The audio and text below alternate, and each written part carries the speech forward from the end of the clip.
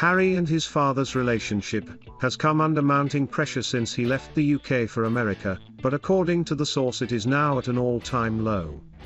This comes after Prince Harry claimed on Sunday he had raised concerns about Mahfouz marry Mubarak bin Mahfouz, the Saudi tycoon at the center of a probe into donations to his father TMS charity. Previously, Harry had told a podcast in the US that he moved away from the UK to break the cycle of pain he suffered when he was growing up. Speaking about his father, he said, "He treated me the way he was treated," a comment also seen as criticism of the Queen and Prince Philip. Sources have described Charles as keeping a dignified silence, amid fears a public row could inflict damage on his future reign. The pair is thought to have last spoken face-to-face at the Duke of Edinburgh TMS funeral 8 months ago. The pair did not cross paths in July when Prince Harry came to London for the unveiling of the statue of his mother. Meanwhile, there have reportedly only been a few fraught phone calls between the two since the Duke and Duchess of Sussex stepped back from royal duties. Speaking to Sun about Prince Harry's statement regarding Mr. Mahfouz, a friend of the Prince of Wales said that Charles is deeply shocked and disappointed. They said, "Charles is deeply shocked and disappointed by Harry TM's latest statement, which effectively threw his father under the bus. There are fears that this episode with Mahfouz could even be a chapter in Harry TM's autobiography. This attack was more damaging than the swipe at Charles TM's parenting skills because this was a challenge to the way he conducts his business, which is far more damaging to the future king. There is no way for Charles to fight back and defend himself publicly, so he keeps a dignified silence." They added, "These constant barbs about his father from America could be very damaging to his reign. Attempts have been made to clear the air, but they have barely spoken since the Duke of Edinburgh TM's funeral. Charles very much loves his son, and he will not be having a pop at Harry in return. It TMS that simple. He is not going to join in because loving his son is the thing that matters the most." It was reported at the weekend that Harry took a £50,000 donation for his Centibale charity from Mahfouz in 2013.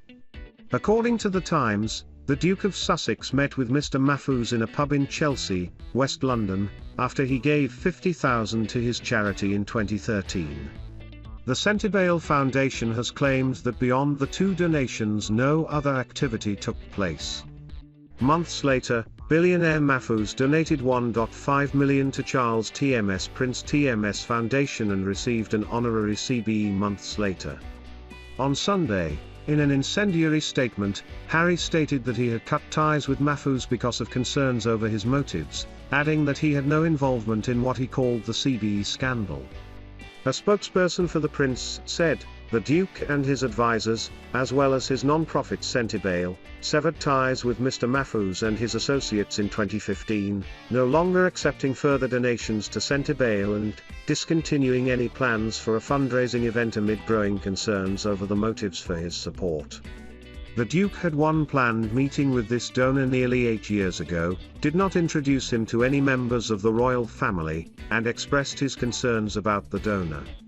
It is disappointing that the Sunday Times, knowing all the facts, has chosen to encourage speculation by being deliberately vague to try to create a falsified link between the Duke of Sussex and the CBE scandal, of which he had no knowledge or involvement.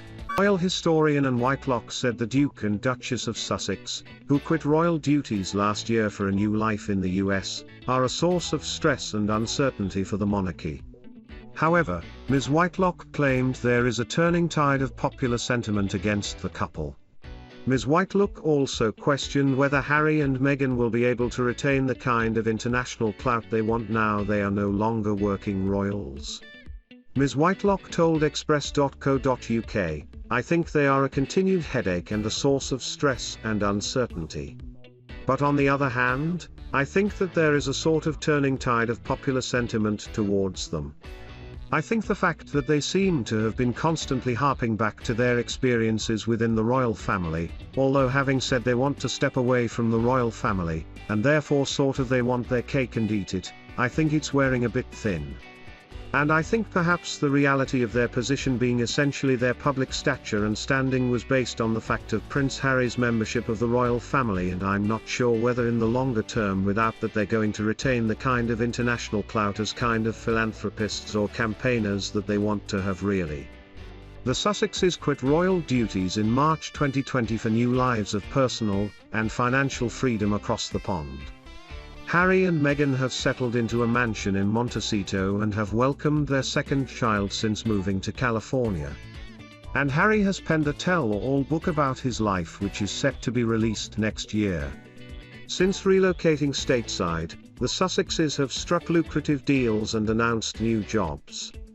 And they made a series of high-profile appearances as they toured New York in September. Their trip included a visit to the United Nations and finished with the pair stepping out on stage at the Harry and Meghan ended their New York tour by stepping out on stage at the Global Citizen Live concert. The former Suits actress appeared on The Ellen Show 8 months after her and Harry's sit-down with Oprah, which left the royal family in crisis. Ellen, who lives near the Sussexes in the celebrity enclave of Montecito, asked what Harry loves about California. Meghan replied, "We're just happy." Royals are expected to play a major role in the upcoming climate change event, with negotiations to take place between the senior royals and the nations in attendance. Those set to be in attendance include the Queen, the Princess of Wales, the Duchess of Cornwall, and the Duke and Duchess of Cambridge. At the event, both Prince Charles and Prince William are expected to speak at the conference in the fight against climate change. With the monarchy in attendance, experts predict they will bring a more influential role to the event that would not have been there without them. According to a study in 2018, Ipsos Mori found that 30% believe the royal family allows Britain to be seen in a more positive light. The couple were expected to venture back over to the UK to attend a party in honour of Prince Harry TM's mother, Princess Diana, on Tuesday. The party will have 100 guests in attendance, with Rocket Man trademark Elton John and Prince Harry both expected to be at the party. Today is Black Friday, which means many Britons will take the opportunity to buy Christmas presents for their loved ones at discounted prices. Christmas with the British royal family involves the expected black tie dinner and a church service on Christmas Day.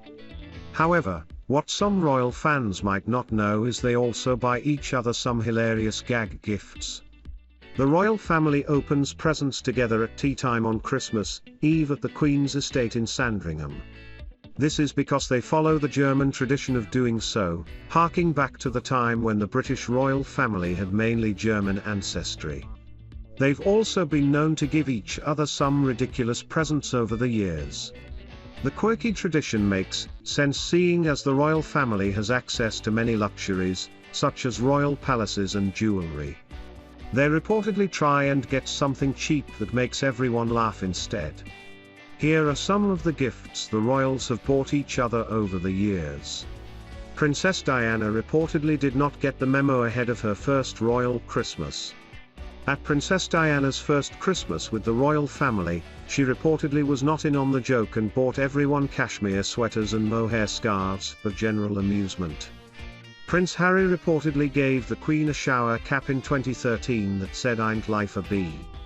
Trademark according to royal biographer Brian Hoey, the Queen loved it.